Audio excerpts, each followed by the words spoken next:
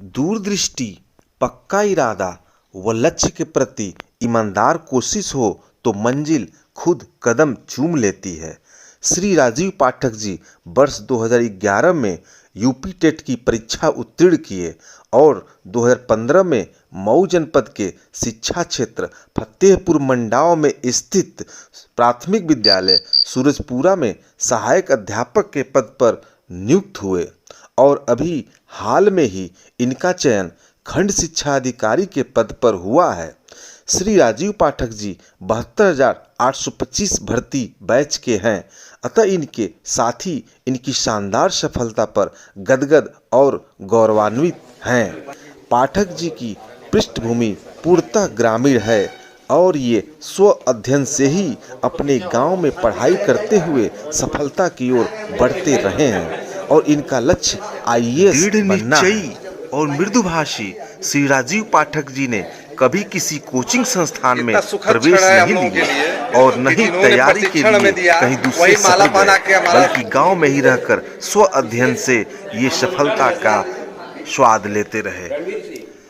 शिक्षक तुझे सलाम के माध्यम से टीटी संघर्ष मोर्चा के सभी शिक्षक साथी आपको सलाम करते हैं।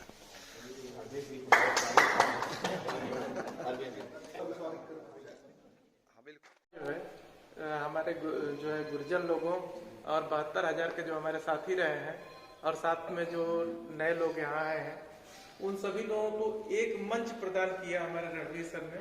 यहाँ आके इसके लिए रणवीर सर को बहुत बहुत धन्यवाद, साथ में शैलेश सर को भी धन्यवाद, क्योंकि उन्होंने भी जो है पूरा जो है सहयोग किया है साथ में।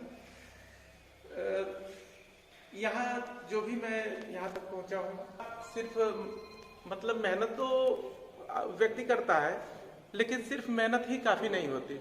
इसके साथ साथ गुरुजनों का आशीर्वाद भी होता है, उनका दिया हुआ ज्ञान भी होता है, साथ में उन लोगों का भी सहयोग होता है जो हमारे साथ में होते हैं। तो हमारे 72,000 के जो साथी रहे हैं, उनमें कई लोगों का आज तक मुझे सहयोग मिला और इन 5 सालों में जो है उनसे सीखने को मिला, साथ में गुरुजन लोगों से जो आशीर्वाद और जो चीजें सीखने को मिली, वही जो है बहुत महत्वपूर्ण रही मेरे लिए। यहाँ तक मैंने तैयारी भी अपनी उसी समय शुरू की थी। अभी तैयारी शुरू किए हुए 5-6 महीने ही हुए थे जब जो है यहाँ पर मेरा चयन हुआ था।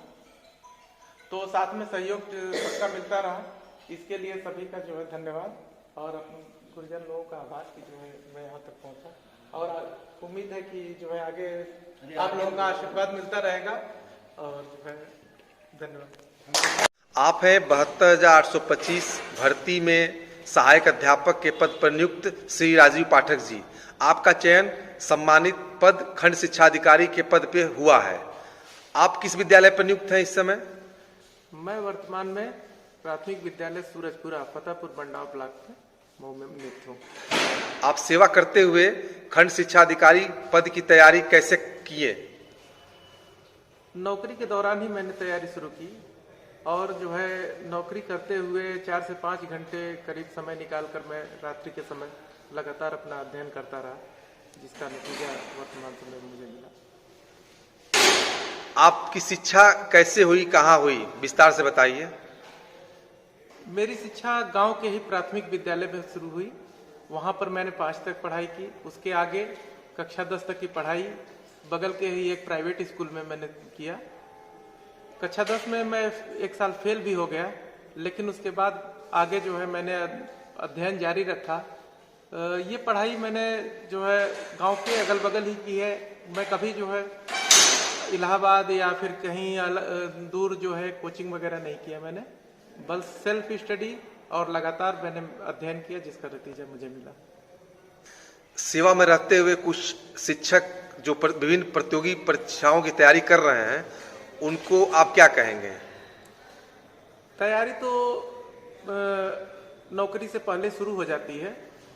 अगर कुछ तैयारी कंप्लीट हो चुकी है तो सेवा में रहते हुए, सेवा करते हुए भी तैयारी आगे जारी रखी जा सकती है। इसके लिए कंटिन्यूटी बना रहना अनिवार्य है। अगर लगातार आदमी जो है अध्ययन करता रहे तो मुझे लगता है कि नियुक्ति मिल सकती है किसी अच्छे पोस्ट पर। क्या प्रतियोगी परीक्षाओं में सफलता के लिए कोचिंग जरूरी होता है? कोचिंग हमें एक मार्गदर्शन प्रदान करती है कि हम जो है तैयारी कैसे करें। एक दिशा में तैयारी करने का लाभ मिलता है, लेकिन कोचिंग के नोट्स वगैरह से सेल्फ भी तैयारी की जा सकती है, ये संभव है। शैक्षिक योग्यता क्या है? मैंने 2011 में बीएड किया, 2014 में एमएड किया कानपुर विश्वविद्यालय से, और उसके बाद मेरा इंटरेस्ट जो है डिग्री लेने में ज़्यादा रहता है। वर्तमान में मैं 9वां पीजी कर रहा हूँ। किन विषयों में? मैं हिंदी, एजुकेशन, सोशियोलॉजी, इकोनॉमिक्स इत्यादि विषयों में मैंने पीजी किया है। आगे आपकी क्या योजना है? वर्तमान में तो मैं यूपीपीसीएस की तैयारी में लगा हुआ हूँ, और आगे इसे कंटिन्यू रखते हुए उम्मीद है कि इससे बेहतर कुछ पद मिले मुझे।